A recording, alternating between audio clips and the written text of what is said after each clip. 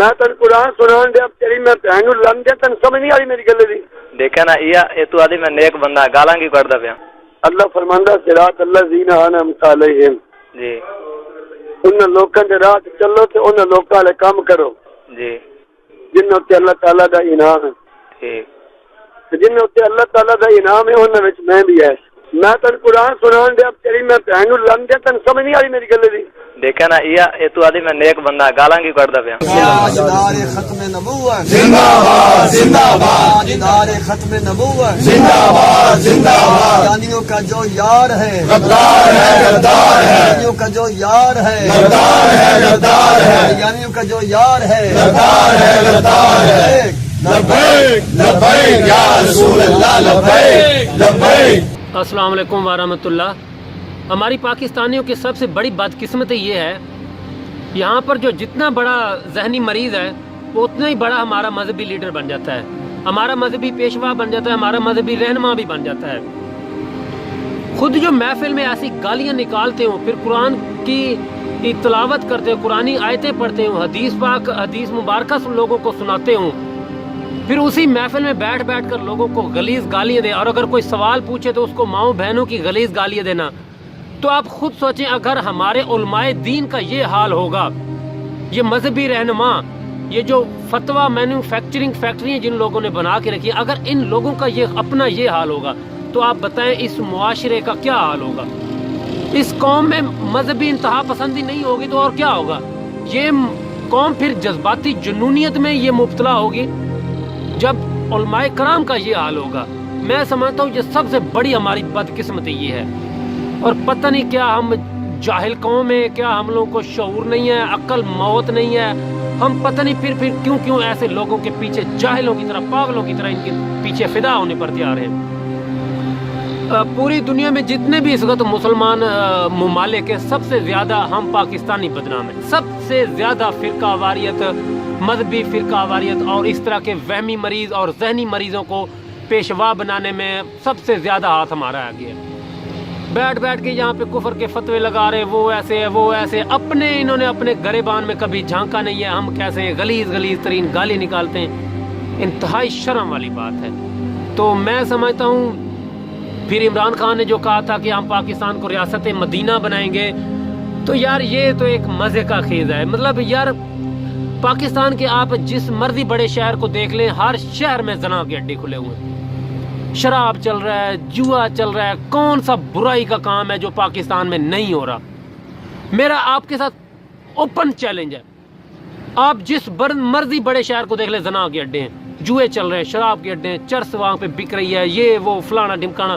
مطلب کیا ہم ایک اسلامی ملک ہو کر سب سے زیادہ یہ غلاظت والے کام، جو غلیظ چیزیں ہیں، جو اسلام نے جن کو منع کیا، وہ چیز ہم لوگ کر رہے ہیں۔ اسٹیج ڈرامے کو دیکھو، تھیٹر چل رہے ہیں، لڑکیاں بےہودہ ناچ ڈانس کر رہی ہیں، کوئی پوچھنے والا نہیں ہے یار، اسلامی ملک ہے۔ پھر ہم بڑے شوق سے کہتے ہیں کہ 97% آبادی جو ہے ہماری وہ مسلمانوں پر مشتمل ہے۔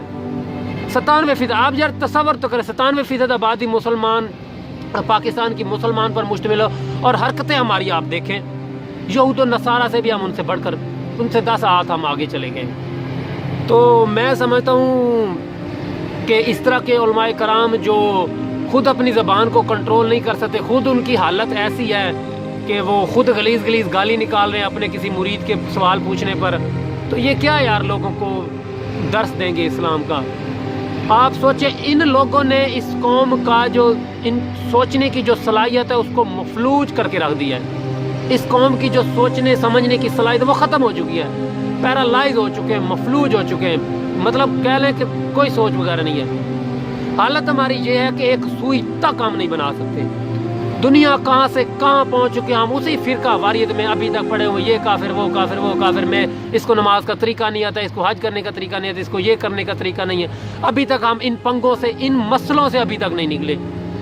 دنیا چاند پہ پہنچ چکی ہے، کہاں سے کہاں پہنچ چکے۔ ہماری حالت یہ ہے کہ ابھی تک ہم یہود و نصارہ کے غلام بنے ہوئے ہیں، ابھی تک ہم خود کفیل نہیں ہوئے۔ اب کسی بھی مسلم کنٹری کو اٹھا کے دیکھ لیں، کوئی نامور سائنسدان پیدا کرنے کی ہمیں جرت نہیں ہے، کوئی دنیا میں کسی نہ معاشیات میں، نہ اکنامکس میں، نہ ٹیکنالوجی میں، کسی چیز میں ہمارا نام نہیں ہے۔ کسی فیلڈ کو بھی آپ اٹھا کے دیکھ لیں، کسی میں نام نہیں ہے۔ ہاں फतवा मैन्युफैक्चरिंग जो है ना, फतवा वगैरह में, उसमें मैं समझता हूँ कि हमारा जो है ना पूरी दुनिया में पहला नंबर है।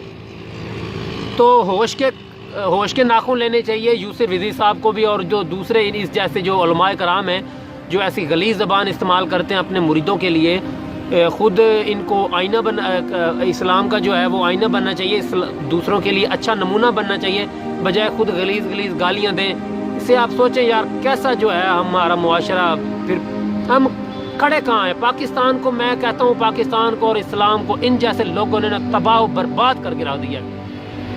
कोई चीज़ खैर के पीछे है ही नहीं। इस्लाम का नाम और निशान इन लोगों ने बर्बाद कर दिया। इस्लाम के नाम पर, दीन के नाम पर, मतलब हजूर पाक सल्लल्लाहु अलैहि वसल्लम के नाम को, इस्लाम को भी इन्होंने खेल तमाशा बना दिया है। फिर दूसरों को जाके कहते हैं तुम लोग तो हीने रिसालत करते हो, तुम लोग ख़त्म नबूवत पे डाके मारते हो, तुम ये करते हो, ये करते हो। इन लोगों को पहले अपने गरेबानों में झांकना चाहिए कि ये खुद किस तरह के हैं। अंदर गलाजत भरी हुई और लोगों को ये जाके कह रहे हैं कि आओ तुम अच्छे काम करो, ये करो वो।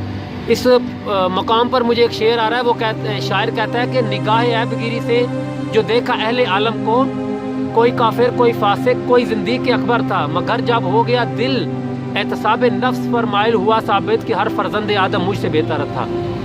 मतलब कहता है कि निगाह वाली नज़र से जब मैंने लोगों को देखना शुरू किया, टटोलना शुरू किया, तो पता लगा कि सबसे ज़्यादा तो गांधी गलाजत ही मेरे अंदर है।